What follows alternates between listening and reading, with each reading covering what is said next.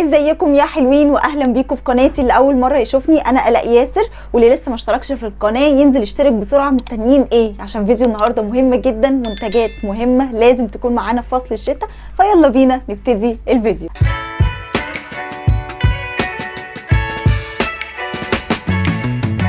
اول منتج هتكلم عليه النهارده وهو منتج مهم جدا للبشره وهو الصن بلوك. وعلى فكره انا قصدي ان انا ارفع الفيديو في دخله الشتاء علشان البنات اللي فاكره ان الصن بلوك صيف وبس. لا، المعلومه دي غلط. الصن بلوك مهم طول السنه، وزي ما هو مهم في الصيف مهم في الشتاء، لان الاشعه اللي بنتعرض ليها في فصل الصيف هي نفس الاشعه اللي بنتعرض ليها في فصل الشتاء. وانا مش هحدد حاجه معينه، انا هقول لكم افضل المنتجات من ناحيه الصن بلوك، وانتوا اختاروا اللي انتوا حابينه والبادجت المناسب ليكم وجيبوه. اول منتج هيكون معانا وهو افضل حاجه في الصن بلوك كلها وهو لا روش بوزي. ايوه، وسعره في حدود تقريبا 390. هو غالي شويه بس هو فعلا احسن صن بلوك موجود في السوق حاليا. وتاني حاجه من انواع الصن بلوك وهو انفينيتي برضو حلو جدا وفي ناس كتير بيشكروا فيه، وسعره مش غالي في حدود 135 جنيه. وتالت حاجه معانا وهي فيشي. اتمنى ان انا اكون بقول السبيلنج صح، بس سعره برضو غالي وهو 390، بس في ناس كتير بيشكروا فيه.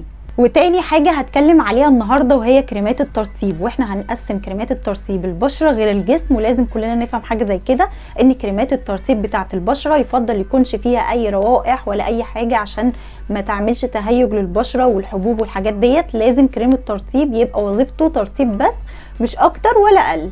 اي كريمات ترطيب تانية حلوة وريحتها حلوة والكلام ده كله ممكن نستخدمها لجسمنا. وطبعا مش محتاجة اقول لكم يعني الترطيب يعني شتاء، ترطيب شتاء.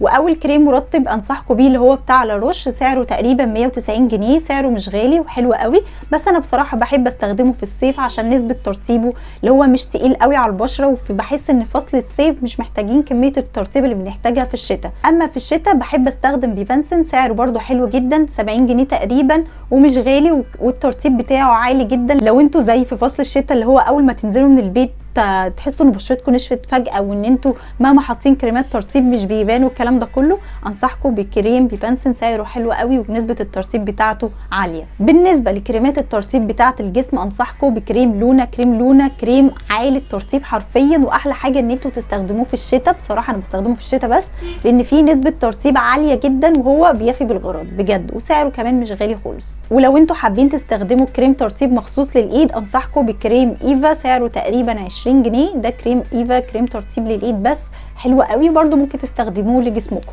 ولو انتوا عايزين جسمكم يبقى ريحته حلوه ان انتوا دايما تحطوا كريمات الترطيب اللي فيها روائح مع البرفيوم والحاجات دي في جهه النبض اللي هو هنا مثلا او ورا ودنا، هنا اكتر اماكن بتثبت فيها الريحه.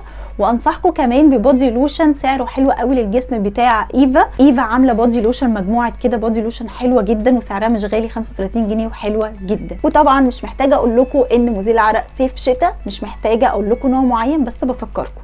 واكيد زي ما جسمنا بيترطب طبعا شفايفنا محتاجه ترطيب، وانصحكم بيه لونا واماندا حلوين جدا. وانصحكم في فصل الشتاء ان انتوا تستخدموا طبعا سكراب لجسمكم، فهسيب لكم كذا حاجه حلوه برده. ولو انتوا حابين منتجات طبيعيه اكتبوا لي تحت في الكومنتس عشان اعمل لكم فيديو مخصوص للمنتجات الطبيعيه اللي ممكن نستخدمها سكراب لجسمنا.